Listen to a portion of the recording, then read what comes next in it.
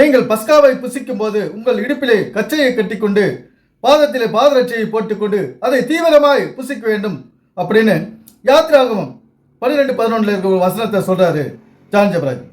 இங்க அந்த அப்பத்தை தீவிரமா புசிக்கணும், அப்போ உங்களுடைய பணப்பற்றாக்குறை எல்லாம் போயிடும் அப்படின்னு ஜான் ஜெபராஜ் சொல்றாரு. அந்த வீடியோவை கேட்போம் வாங்க. யாத்திராகமம் 12:11 ஆண்டவர் பஸ்காவை புசிக்க சொல்லும் பொழுது, தேவனுடைய சரீரத்தை பிள்ளைகள் புசிக்கும் பொழுது அவங்க எப்படி புசிக்கணும்னு ஆண்டவர் சொன்னார். கவனிக்கிறீங்களா? The Lord said, get ready and touch. ஆயத்தமாகிட்டு தொடு. எதுக்கு ஆயத்தமாகணும்? அதை புசிக்க வேண்டிய விதமாவது நீங்கள் உங்கள் அறைகளில் கச்சை கட்டி கொண்டும், பெல்ட் இருக்குல்ல, இந்த அப்பத்தை தொடுறதுக்கு முன்னால ஆண்டவர் சொன்னாரு பெல்ட்டை போட்டுக்கோ. அடுத்து உங்கள் கால்களில் பாதரட்சையை தொடுத்து கொண்டும், கால்ல ஷூ போட்டுக்கோ, கையில் தடி பிடித்துக் கொண்டும், கையில ஸ்டாஃப் எடுத்துக்கோ. அதை புசிக்க கடவீர்கள். எப்படி புசிக்கணும்? தீவிரமாக. Because the Lord said, once you touch the bread, deliverance will immediately take place. ஆண்டவர் சொன்னாரு, என் சரீரத்தை தொட்டுட்டனா immediate deliverance. பெல்ட் போட கூட நேரம் இருக்காது, கம்பு எங்க இருக்குன்னு தேட கூட நேரம் இருக்காது, ஷூ மாட்ட கூட நேரம் இருக்காது. நீ உடனே டெலிவரி. Let me prophesy. உன் வீட்ல இருக்கிற பண பிரச்சனையில இருந்து இன்னைக்கு ராத்திரி ஒரு immediate delivery. ஜான் ஜெபராஜ் போன்றவர்கள் பைபிளில் உள்ள வசனங்களை நம்முடைய வாழ்க்கையோடு ஒப்பிட்டு பேசுவதில்லை. வசனங்களில் ஒரு சடங்கை தான் எழுதி வைத்திருக்கிறது. நம்முடைய வாழ்க்கையானது சாஸ்திரங்களால் ஆனப்பட்டது. இந்த சாஸ்திரத்தை எடுத்துட்டு கொண்டு போய் அந்த சடங்குகளோடு நாம ஒப்பிட்டு பார்க்கணும். அந்த சடங்குகளை நாம் கையாள தேவையில்லை என்கிறது பைபிள். ஆனால் ஜான் ஜெபராஜ் ரொம்ப இந்த வசனத்தை ரொம்ப வேகமாக படித்து ரொம்ப அப்படியே எக்ஸ்பிரஸ் பண்ணி, இவர் சொல்றதுதான் உண்மை, அதை தான் நாம செய்யணும் அப்படின்ற ஒரு நோக்கத்தில் இப்படி பேசுறார். மக்களை இப்படி உற்சாகப்படுத்தி இந்த சடங்கை செய்ய வைக்கிறார் ஜான் ஜெபராஜ். இந்த சடங்குகளால நமக்கு ஒரு பயணம் கிடையாது. சடங்குகளை காலகாலமாக செஞ்சுக்கிறோம். இந்த சடங்கை செஞ்சுட்டா அப்பம் ரசமோ பஸ்கா பண்டிகையில செய்ய வேண்டிய இந்த முறைமைகளை நாம செஞ்சுட்டா நமக்கு பண கஷ்டம் போயிடும் அப்படின்னு சொல்றாரு. இன்னைக்கு இந்த கம்யூனியன் எடுக்கிறோம், அப்பம் ரசம் ரொம்ப அவளோட ஓடி தீவிரமா அதை ரொம்ப வேகமாக எடுக்கிறோம். அந்த மீட்டிங் அட்டன் பண்ணாத விடுறது கிடையாது. போயிட்டு அதை அப்பம் ரசம் குடிச்சா தான் நமக்கு ஒரு திருப்தி. இல்லைன்னா 4 பேர் கேட்பாங்க, என்ன கம்யூனியன் எடுத்தியா? கம்யூனியன் எடுத்துட்டுன்னு வச்சுங்க, நமக்கு பணப்பற்றாக்குறை இல்லாத இருக்குதா? அப்போ இந்த ஜான் ஜெபராஜ் எவ்வளோ பொய்ய பேசுறாரு பாருங்க இந்த பைபிள்லேருந்து. ஜான் ஜெபராஜுக்கு இதில் உள்ள உண்மைகள் தெரியாது. இந்த வேத ரகசியங்கள் மறைபொருளோ இந்த ஜான் ஜெபராஜுக்கு தெரியாததுனால வசனத்தையே சொல்லிட்டு நம்முடைய வாழ்க்கையை வஞ்சித்து கொண்டிருக்கிறார். நண்பர்களே, இந்த வசனங்கள் எல்லாம் நம்முடைய வாழ்க்கையை எடுத்துரைத்துக் கொண்டிருக்கிறது. இந்த வசனங்களில் மறைந்திருக்கிற சடங்குகள் எல்லாம், இந்த வசனங்களில் எழுதியிருக்கிற சடங்குகள் எல்லாம் நம்முடைய வாழ்க்கை சாஸ்திரத்தை எடுத்து சொல்லிக் கொண்டிருக்கிறது. அது இந்த ஜான் ஜெபராஜுக்கு தெரியாது. இந்த அப்பத்தை நாம் தீவிரமாக புசிக்கும் போது ஒரு கோலை எடுத்துக்கொள்ள வேண்டும். இப்போ சர்ச்சில் வந்து நம்ம அப்போ ரசம் நம்ம எடுக்கிறோம்னா யார் அந்த கோலை எடுத்துக்கிறோம்? கோலை கையில் வச்சுக்கிறோமா? ஜான் ஜெபராஜ் போல பெல்ட் கட்டிக்கிறோமா? இல்லை சர்ச்சில் போய் ஷூவோட உட்காந்துக்கிறோமா? அப்படி ஒன்று நீங்கள் நடக்கிறது கிடையாது. இங்கே கோல், அதுக்கப்புறம் இடுப்பில் பெல்ட்டு, அதுக்கு ஒரு ஷூவோட எந்த இடத்துல நம்ம போகிறோம், எந்த இடத்துல போய் பிரவேசித்து உட்காந்துக்கிறோம். இன்னைக்கு நம்முடைய வாழ்க்கையில் ஒவ்வொரு வாழ்க்கையில் இதில் நடந்துங்குது. அது எந்த இடத்துல நடந்துங்குது? ஒரு ஸ்கூலுக்கு போகிறோன்னா பெல்ட் கட்டின்னு போகிறாங்க, யூனிஃபார்ம் போட்டுன்னு போகிறாங்க, ஷூ போட்டுன்னு போகிறாங்க, டை கட்டின்னு போகிறாங்க, எல்லாம் பண்ணிட்டு போகிறாங்க. அதுதான் குறிக்குது இந்த வேத சடங்குகள், அந்த சாஸ்திரத்தை குறிக்குது. நாம் கடைபிடிக்க வேண்டியது இந்த சாஸ்திரத்தை தான். சடங்கை நாம் கையாள தேவையில்லை. இந்த ஜான் ஜெபராஜ் சொல்லும் சடங்குகளை நாம் கையாள தேவையில்லை. இங்கே அது ஒரு தீவிரமாக புசிக்கணுமா? ஆனால் எதை தீவிரமாக நம்ம செய்கிறோம்?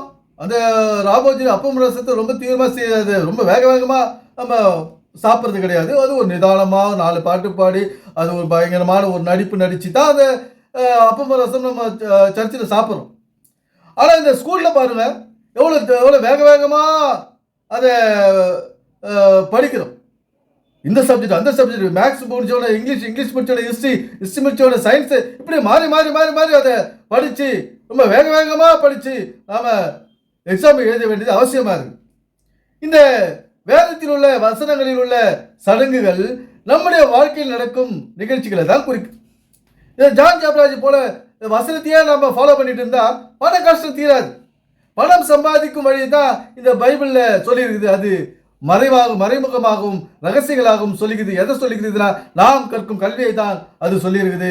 இயேசு கிறிஸ்து இந்த சடங்குகளை அன்று செய்தாரு. நாம் சடங்குகளை கைவிட்டு சாஸ்திரத்தை கையெடுக்க வேண்டும். அப்போதுதான் நம்முடைய வாழ்க்கையிலே பணப்பற்றாக்குறை இல்லாது இருக்கும். இங்க நாம செய்ய வேண்டியதெல்லாம் இந்த வேலை தான். இதெல்லாம் பைபிளோட முடிஞ்சு போச்சு. இயேசு கிறிஸ்து இப்ப இல்லை. ஏன்னா அப்பமும் ரசம் நமக்கு இல்லை. ஏன்னா அதை போய் நம்ம ஒரு பொழுதுபோக்குக்காக தான் இன்னைக்கு செய்துங்கிறோம். அது செஞ்சுட்ட பிறகு நாம தவறு செய்யாது இல்லை.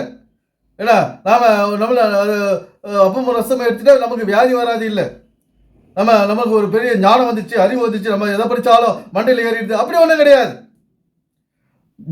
பணம் இல்லை, பணம் கொட்டிடும். ஜான் சொல்றாரு, அந்த அப்பத்தை தொடும்போதே ஆசீர்வாதம் வந்துடும், அதை புசிக்கும் போதே ஆசீர்வாதம் வந்துடும், அந்த இரவே உங்க வீட்டில் பணம் கொட்டிடும்.